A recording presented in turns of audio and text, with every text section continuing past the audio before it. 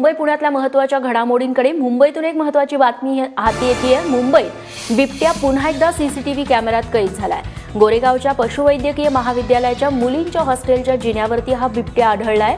इतकंच नाही तर या हॉस्टेलच्या परिसरात असलेल्या एका कुत्र्याची शिकार बिबट्या करत असल्याचं देखील या सीसीटीव्हीत कैद झालंय। बिबट्याच्या परिसरातील वावरामुळे महाविद्यालयात एकच भीतीचं वातावरण सध्या निर्माण झालंय। मंत्रालयात झालेल्या पायाभूत सुविधा समितीच्या बैठकीत हजारो कोटींच्या प्रकल्पांना मंजुरी देण्यात आली आहे। यात मुंबईला आणखी वेगवान करणाऱ्या 7,502 कोटींच्या वर्सोवा-वांद्रे सागरी सेतूचा समावेश आहे। याशिवाय घोडबंदर आणि शिळफाटा या प्रमुख रस्त्यांच्या 6 पदरीकरणासाठी शेकडो कोटींचा निधीही मंजूर करण्यात आलाय। मुख्यमंत्र्यांच्या अध्यक्षतेखाली झालेल्या बैठकीला सार्वजनिक बांधकाम मंत्री चंद्रकांतदादा पाटील, अर्थमंत्री सुधीर मुनगंटीवार, एकनाथ शिंदे आणि इतर कॅबिनेट मंत्री हजर होते। मुंबई विमानतळ परिसरातील निर्धारित उंचीपेक्षा जास्त उंचीच्या 45 इमारतींवरती येत्या 3 महिन्यात कारवाई पूर्ण करा असे आदेश उच्च न्यायालयाने दिलेत। या परिसरातल्या 137 इमारतींना नोटीस बजावण्यात आली होती। त्यापैकी 45 इमारतींनी निर्धारित उंचीपेक्षा जास्त उंचीचं बांधकाम केल्याचा अहवाल डीजीसीएने उच्च न्यायालयात सादर केला। त्यानुसार येत्या 3 महिन्यात या इमारतींवरती कारवाई करा। तसंच या इमारतींना नियमबाह्य एनओसी देणाऱ्या एअरपोर्ट ऑथॉरिटी ऑफ इंडियाच्या अधिकाऱ्यांवरही कारवाई करा असे आदेश उच्च न्यायालयाने दिले।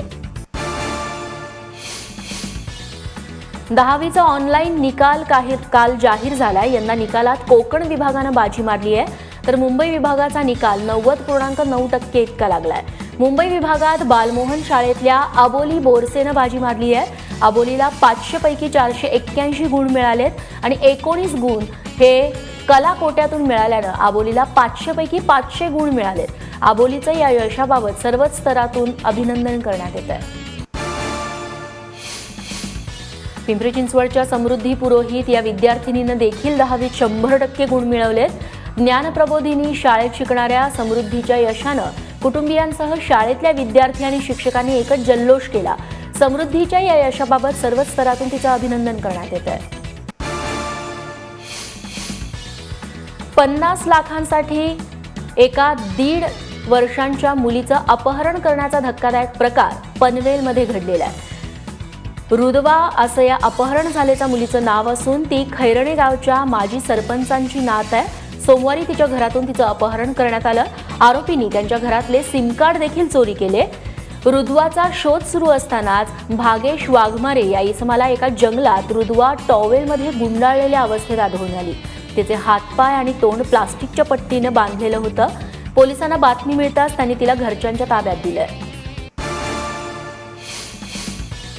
ज्येष्ठ शास्त्रीय गायिका प्रभा अत्रे यांच्या पुण्यातल्या बंगल्यात चोरी करणाऱ्या अल्पवयीन मुलाला पोलिसांनी अटक केली आहे। पुण्याच्या जंगली महाराज रस्त्यालगत असलेल्या अत्रे यांच्या बंगल्यातून मोबाईल फोन चोरीला गेले होते।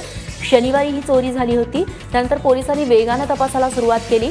बंगल्याच्या आवारातील सीसीटीव्ही चित्रीकरणाची पडताळणी केल्यानंतर पोलिसांनी या आरोपीला अटक केली आहे। मुंबईतल्या अंधेरीत कृतिका चौधरी या स्ट्रगलिंग मॉडेलच्या हत्येप्रकरणी पोलिसांनी 2 आरोपींना आता ताब्यात घेतलंय। सोमवारी संध्याकाळी अंधेरीतल्या भैरवनाथ सोसायटीतल्या राहत्या घरी कृतिकाचा कुजलेल्या अवस्थेतला मृतदेह सापडला होता। पोस्टमॉर्टम नंतर कृतिकाची हत्याच झाली असल्याचं समोर आलंय। या प्रकरणी पोलिसांनी ताब्यात घेतलेल्या 2 आणि संबंधित सर्व व्यक्तींची सध्या चौकशी सुरू आहे। पुणे जिल्ह्यातल्या पुरंदर तालुक्यात प्रस्तावित असलेल्या आंतरराष्ट्रीय विमानतळाला सुरू होण्यास आणखी किमान 5 वर्षांचा वेळ लागणार आहे, अशी माहिती केंद्रीय हवाई वाहतूक मंत्री जयंत सिन्हा यांनी दिली आहे। पुरंदरमधील या विमानतळासाठी जमिनी देण्यास स्थानिकांनी विरोध केलाय। शिवाय जिथं हा विमानतळ उभारायचा आहे तिथली जमीन देखील समतल नसल्यानं ती सपाट करून घ्यावी लागणार आहे। हे सगळे प्रश्न सोडवून विमानतळ बनायला आणखी 5 वर्ष तरी लागतील, असं सिन्हा यांचं म्हणणं आहे। ठाणे पालिका क्षेत्रातील पारसिक बोगद्यावरील झोपड्या धोकादायक अवस्थेत आहेत। त्यामुळे मान्सूनचं जोरदार आगमन होण्यापूर्वी त्यावरती कारवाई करण्यात यावी यासाठी मध्य रेल्वेने उच्च न्यायालयात धाव घेतली आहे। राज्य सरकारने हा प्रश्न निकाली काढावा असे निर्देश देत उच्च न्यायालयाने पुढील आठवड्यात सरकारला आपली भूमिका स्पष्ट करण्याचे आदेश दिले। तसंच पावसाळ्यात दरड कोसळण्याचा धोका टाळण्यासाठी रेल्वे प्रशासन खबरदारीचा उपाय म्हणून काय नियोजन करणार याचीही न्यायालयाने विचारणा केली आहे। एलबीटीच्या मुद्द्यावरून पनवेल पालिका आयुक्त सुधाकर शिंदे आणि कारखानदारांमध्ये चांगलीच जुंपली आहे। आठवड्याभरात थकीत एलबीटी न भरल्यास कायदेशीर कारवाई करण्याचा इशारा आयुक्तांनी दिलाय। त्याविरोधात कारखानदारांनी थेट मुख्यमंत्र्यांकडे धाव घेतली आहे। पनवेल महापालिका स्थापन झाल्यापासून 75 कारखानदारांनी एलबीटी भरलेला नाही। या 75 कारखानदारांकडून साधारणतः 300 कोटी रुपये थकीत बिलं येणं बाकी आहे। याबाबत वारंवार सूचना देऊन देखील बिलं भरली जात नसल्यानं अखेर आयुक्तांनी आठवड्याभराचं अल्टिमेटम दिलंय। पावसाळ्यात नागरिकांना बऱ्याचदा आपत्तीशी सामना करावा लागतो।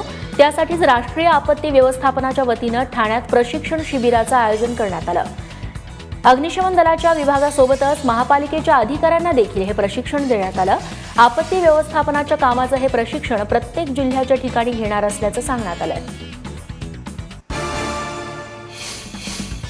पुण्यातल्या पूना नाईट हायस्कूलच्या रेखा शिरसाट आणि लक्ष्मण चव्हाण यांचं यश अनेकांना प्रेरणा देणारं ठरलेलं आहे। कारण 4 मुलांची आई असलेल्या रेखा यांनी मुलं मोठी झाल्यानंतर आपलं उरलेलं शिक्षण पूर्ण करण्याचा निर्णय घेतला। रात्र शाळेत शिकत वेळ मिळेल तेव्हा अभ्यास करत रेखा केवळ 10वीची परीक्षा पास झाल्या नाही तर 72% मार्क्स त्यांनी मिळवलेले आहेत आणि त्या शाळेत पहिल्या आल्यात। तर पुणे पालिकेत चतुर्थ श्रेणी कर्मचारी असलेल्या लक्ष्मण चव्हाण यांनी 60% गुण मिळवून शाळेत दुसरा क्रमांक पटकावलाय। ब्राह्मण समाजाच्या वेगवेगळ्या मागण्यांसाठी पुण्यातल्या शनिवार वाड्यापासून जिल्हाधिकारी कार्यालयापर्यंत मोर्चा काढण्यात आला। ब्राह्मण समाजाला शिक्षण आणि नोकऱ्यांमध्ये आरक्षण मिळावं, या समाजासाठी आर्थिक विकास महामंडळ स्थापन करण्यात यावं यासह वेगवेगळ्या मागण्यांसाठी हा मोर्चा काढण्यात आला। दरम्यान मोर्चातील मागण्यांबाबत आयोजकांमध्ये मतभिन्नता दिसून आली। कुणाला जातीच्या आधारावरती तर कुणाला आर्थिक निकषांवरती आरक्षण हवंय, तसंच बाजीराव पेशव्यांचं नाव कोणत्या विमानतळाला द्यायचं यावरून मोर्चेकऱ्यांमध्ये गोंधळ दिसून आला। कोकणातल्या अत्यंत दुर्गम भागात आरोग्य अधिकारी असलेल्या डॉक्टर भारत लोटे यांनी सरकारकडे इच्छा मरणाची मागणी केली आहे। गेल्या 3 महिन्यांपासून स्वादुपिंडाच्या कॅन्सरनं आजारी असलेल्या लोटेंवर पुण्यातल्या दीनानाथ मंगेशकर रुग्णालयात आतापर्यंत 3 शस्त्रक्रिया करण्यात आल्यात। या 3ही शस्त्रक्रिया अयशस्वी ठरल्या असून त्यावरती 30 लाख रुपये इतका खर्च आलाय। आता या पुढच्या उपचारांसाठी पैसेच शिल्लक नसल्यानं आपल्याला इच्छामरण देण्यात यावं असा अर्ज त्यांनी केलाय। आषाढी एकादशीच्या पालखी सोहळ्याची इत्यंभूत माहिती जगाच्या कानाकोपऱ्यात पोहोचवणारी फेसबुक दिंडी यंदा वारी तिची ही संकल्पना घेऊन आली आहे। या माध्यमातून स्त्रीच्या जन्मापासून मरणापर्यंतचा संघर्ष दाखवण्यात येणार आहे। हुंडा प्रथा, स्त्रीभ्रूण हत्या, मासिक पाळीचे समज गैरसमज, रूढी परंपरांमध्ये अडकलेल्या स्त्रिया अशा तिच्या 12 समस्या या फेसबुक दिंडीच्या माध्यमातून मांडण्यात आल्यात। या समस्यांमधून तिची सुटका व्हावी यासाठी विठुरायाला साकडंही घालण्यात येणार आहे। सलमान खानने पश्चिम द्रुतगती महामार्गावरती सायकल चालवली। पश्चिम द्रुतगती महामार्ग अंधेरीजवळ सलमान खान ही सायकल चालवतानाची दृश्य आहेत। सलमानने स्वतः हा सायकल चालवतानाचा व्हिडिओ ट्विटरवरती शेअर केलाय। काही दिवसांपूर्वी बीइंग ह्युमनसाठी सलमानने जी सायकल लॉन्च केली होती तीच सायकल चालवतानाचा हा व्हिडिओ सलमान खाननं आता शेअर केलाय।